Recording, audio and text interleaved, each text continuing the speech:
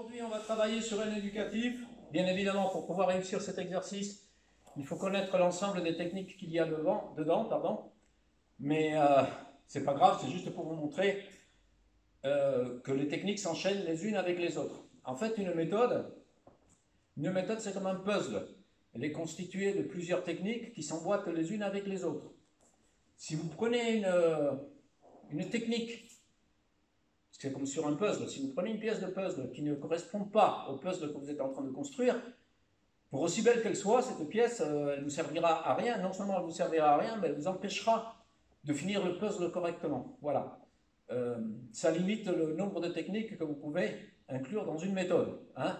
Une méthode, c'est quelque chose comme le judo, le karaté, l'aïkido, les écoles de jiu-jitsu, etc. Après, au niveau de la self-défense, on est un peu plus partagé parce qu'on met des techniques ensemble qui ne vont pas forcément ensemble. D'accord? Et donc là, ça ne peut pas constituer une méthode. Or, la méthode, elle est indispensable pour qu'on puisse s'adapter. Bien.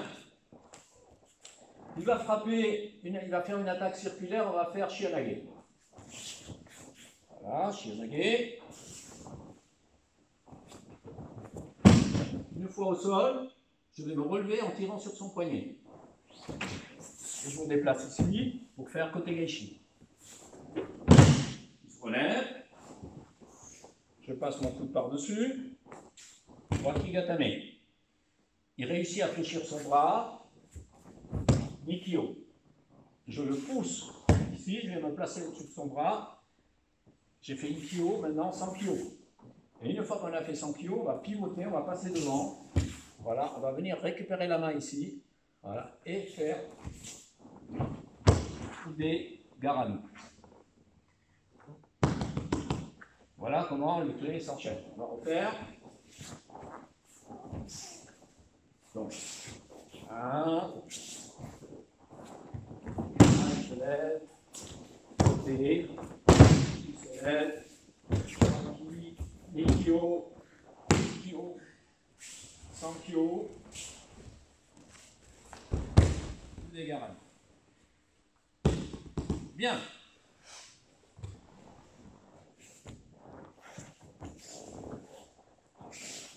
Shiyanage.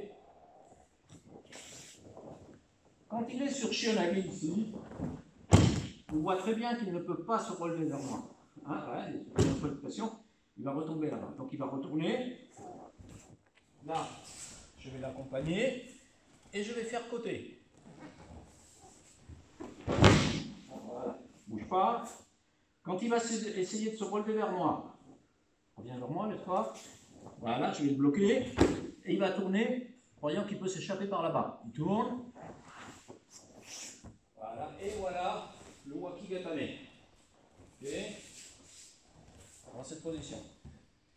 Ensuite, il va essayer de fléchir le bras. On va le laisser fléchir. Nikyo. On va pousser son coude. Faire Ikkyo. Et on va venir coller notre épaule sur son bras. Il va se lever, il va rencontrer mon bras. Et là, je vais faire Sankyo. Une fois qu'on a le Sankyo, on va passer la main par-dessus. Récupérer le bord de la main, coller ça contre la poitrine, pivoter et venir finir le mouvement sur Udegarami.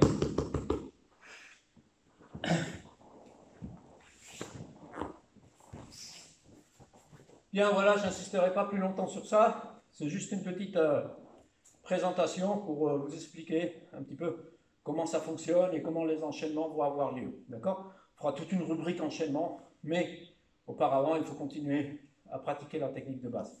A très bientôt, n'oubliez pas de vous abonner.